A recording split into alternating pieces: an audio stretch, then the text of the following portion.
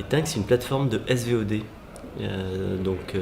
qui présente du documentaire d'auteur sur Internet, à partir d'un petit village d'Ardèche, Lussas, 1050 habitants, où on est une quarantaine à travailler dans le documentaire depuis 30 ans et à faire des choses incroyables. Alors il y a une spécificité qui explique l'histoire quand même, c'est que c'est créé tout un réseau international.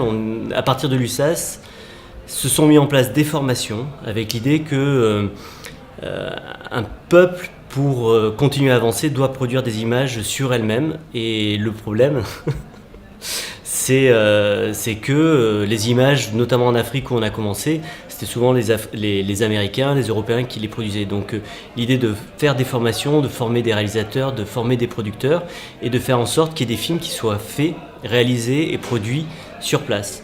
Et donc comme ça, tout un système s'est organisé avec des rencontres qu'on a appelées des rencontres Tinc, qui veut dire exprime-moi ta pensée en Wolof, et où les auteurs de là-bas se rencontrent avec des producteurs de là-bas, des producteurs d'ici et des diffuseurs d'ici pour faire en sorte que les films se fassent.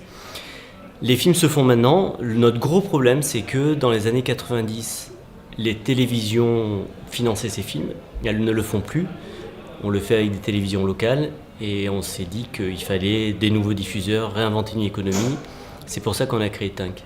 En fait, le message, nous, qu'on est en train de construire, au bon sens du terme, c'est d'arriver à faire comprendre à la profession et aux gens, enfin en tout cas c'est d'aller découvrir ce qu'est le documentaire d'auteur, parce que c'est un concept un peu curieux, mais c'est vraiment une présentation subjective de quelqu'un, comme pour le livre, qui a envie de raconter son histoire. Et c'est pas les films formatés, c'est volontairement subjectif, c'est pas ce que, comme la télé veut nous dire, c'est objectif, on vous explique les faits. Non, là c'est subjectif.